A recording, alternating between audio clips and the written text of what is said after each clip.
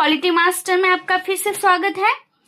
केंद्र राज्य संबंध की अगली कड़ी में हम प्रशासनिक संबंधों के दौरान ही कार्यों का पारस्परिक प्रतिनिधित्व यानी उनके बीच के सहयोग, केंद्र और राज्य के सहयोग के बारे में पढ़ेंगे।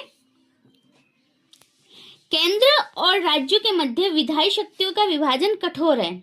इसी तरह केंद्र अपनी विधायी शक्ति राज्य को नहीं दे सकता, जबकि कोई इकलौता राज्य राज्य सूची पर संसद से कानून बनाने को भी नहीं कह सकता। कार्यपालिक शक्तियों का बंटवारा सामान्यतः विधायी शक्तियों के बंटवारे का ही अनुसरण करता है, परंतु कार्यपालिका क्षेत्र में ऐसा कठोर बंटवारा टकराव को जन्म दे सकता है। संविधान ने कठोरता को हटाने के लिए कार्यकारी अंतर सरकारी प्रतिनिधि मंडल बनाया है। इसी तरह राष्ट्रपति राज्य सरकार की सहमति पर केंद्र को कोई भी कार्य सौंप सकता है। इसी तरह एक राज्य को भी राज्यपाल केंद्र की सहमति पर उसके कार्य को राज्य से करा सकता है। यह काम आपसी समझौते का मामला होता है, जो शर्त या बिना शर्त के हो सकता है। राज्य अपना कोई कार्य केंद्र को दे सकता है और केंद्र अपना कोई कार्य राज्य को दे सकता है। संविधान केंद्र के कार्यों को राज्य द्वारा निष्पादित करने के संबंध में यह प्रावधान करता है कि केंद्र राज्य को बिना सहमति या परिस्थितिवश भी ऐसा कर सकता है, किंतु ऐसी स्थिति में यह कार्य संसद द्वारा किया जाएगा, न कि राष्ट्रपति द्वारा।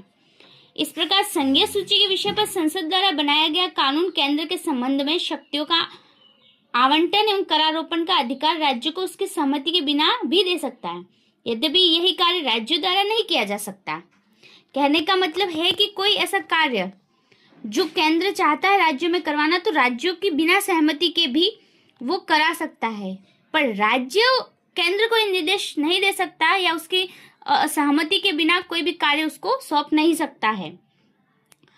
उक्त व्याख्या से स्पष्ट है कि केंद्र एवं राज्यों के मध्य पारस्परिक सहयोग या तो आपसी सहमति या विधान के द्वारा स्थापित किया जा सकता है।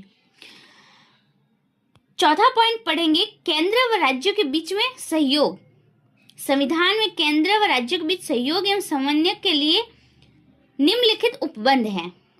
संसद किसी अंतर्राज्यीय नदी और नदी घाटी के पानी के प्रयोग, वितरण और नियंत्रण के संबंध में किसी विवाद या शिकायत पर न्याय निर्णय दे सकती है।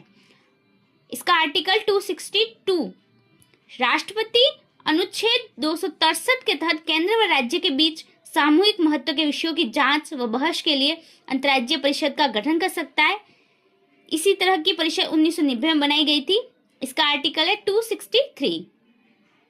केंद्र एवं राज्य में लोक अधिनियमों, रिकॉर्डों एवं न्यायिक प्रक्रियाओं के संचालन के लिए